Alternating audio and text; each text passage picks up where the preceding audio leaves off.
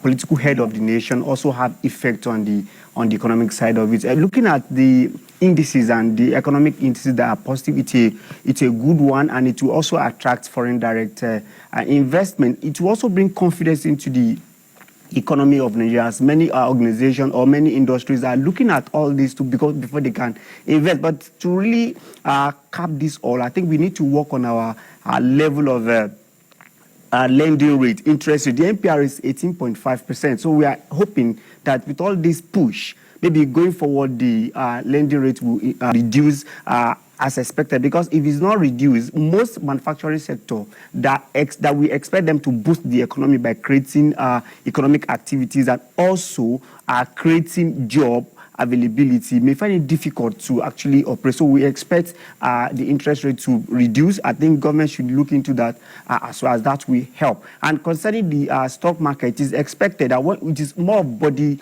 language, because once direction of the economy is being identified, people want to invest, and people are also scared of policy summons. So they are looking at the body language of the government towards the economy before they can come and invest the more. On a positive note, I think this is a good one for Nigeria.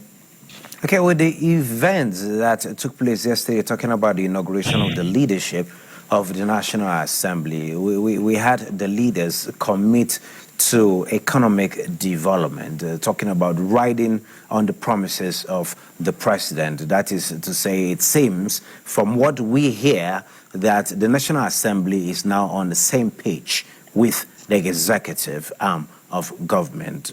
What should we expect in the economic circles, with a lot of suggestions that are coming in from the diversification of the economy to non-oil and also boosting oil production? It is a fact that when we have the right legislative arm in a country, it's a good one for the country. I will let you know that the impact of legislation or legislatures rather, on the economy is very, very big. That if it's well managed and they are doing their work properly, it will reflect in the economy. Let's just look at appropriation. But definitely, the executive will prepare budget and take it to the legislature. But the legislature have the right to tickle and work on that thing. Example of, if you look at the last, this current budget, the President Buhari actually proposed 20.5 or so to the legislature, but they increased it from that with about 1.3 trillion. So that means they have the capacity to actually look at the budget. And if you look at that, they even increased the budget of the NPC, the budget of INEC, the education and health. That means they have the capacity to do. And another thing is that you also have the oversight capacity, because we need to manage waste. We could always look at waste, incompetency in the economy as well. These are even corruption. It is them that can do that oversight and identify all these challenges. So if we have the right legislature, I think they will do more. If you also look at the ways and means that recently passed. If you look at the past administration, about 23 trillion was gotten without proper approval, and the legislature, they react positively, moving the percentage of revenue to what they can get in ways and means from 5% to 15%. Now that means they are proactive. So I'm wishing and hoping this new legislature will now take from that level and move ahead to give positive legislation, positive oversight, positive appropriation to Nigeria that will benefit the generality of Nigeria. So if we have the right to, and my own challenge is that we'll have more new entrants into the National Assembly. So I hope they will quickly get to learn from their people that are ranking members, and by so doing, come together. And the interesting thing is that we also have about 8 political parties, which is unprecedented now. So we expect them to bring their diversity together to make Nigeria better. That's the expectation. Okay, still talking about the National Assembly, we understand that we just have 20% that are returning now. We have 80% that are entirely new. And the 9th Assemblies are judged to be the best so far in terms of passage of bills into law. Not just the number, but also the quality of bills. And for the economy, we pride to say that assembly actually did well in terms of giving us karma as a law, as well as the petroleum sharing contract formula as well as the PIA that we are talking about, with all these reforms that we've had in the oil and gas industry, do you see more revenues coming in this administration for the financing of the desired infrastructure that is needed to move Nigeria from this level to the next? All right. One of the positive part of the last administration is that they have made sure, because of the two recession we experienced and COVID-19, we have been exposed to a lot of things. The only thing that I want to advise is that we need to generate more revenue. So this National Assembly should look at when Nigeria can generate revenue and invest more into that, because we cannot take it away from the Ninth Assembly, perform exceedingly in terms of bills, bringing out bills, and in fact, they even follow some execution as well. So this is now a challenge to 10th Assembly. They cannot do less at this point in time. And we'll have more vibrant people also in this assembly, because it's a combination of different political parties, whereby we expect all of them not to be rubber stamp like they usually say, to also exercise their right as expected and do their oversight and correct appropriation that will benefit the generality of Nigeria. So I think it's a big challenge for them. We must expand our revenue in Nigeria, because if we don't get more revenue, it simply means we will not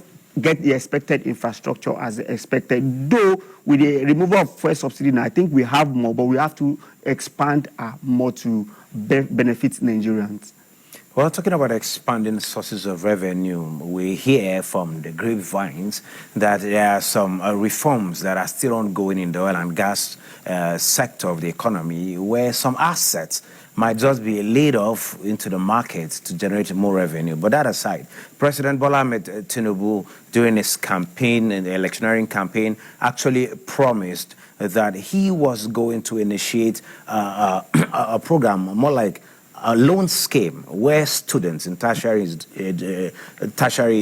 institutions can actually access loans to go through school, that they won't have reason to drop off school or to say they don't have money to finance their academics. And we've also had the announcement, that bill was signed into law just a few days ago, and we also hear there is a 1 billion naira shared seed capital. Now, where would these sources, where would this monies come into, from where would this monies come into this port? We hear that there's going to be 1% from FIRS net, then oil and gas, and solid minerals. How do you see this policy?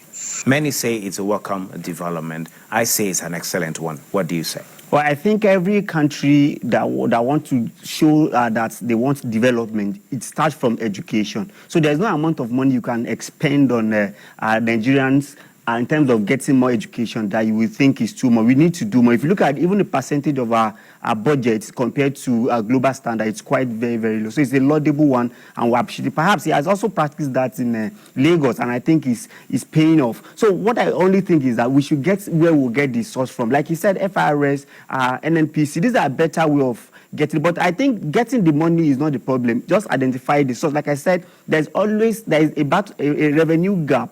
We only need to identify those revenue gaps, take advantage of it, and channel it to this education.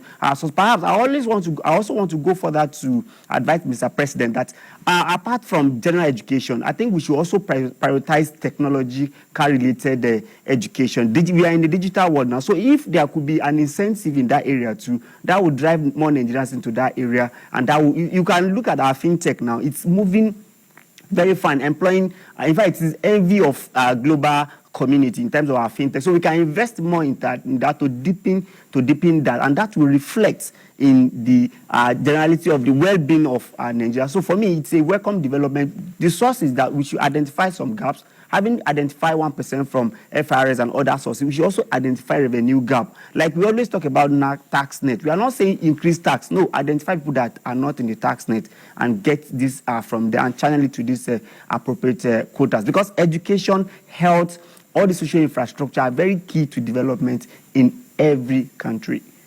And like the number one revenue collector in the country will say, it's not about introducing a new tax or just expanding the tax net, but harmonizing tax from a central point is something that will bring in more money into the purse. Thank you so very much, Ali Williams, for sharing your thoughts with us.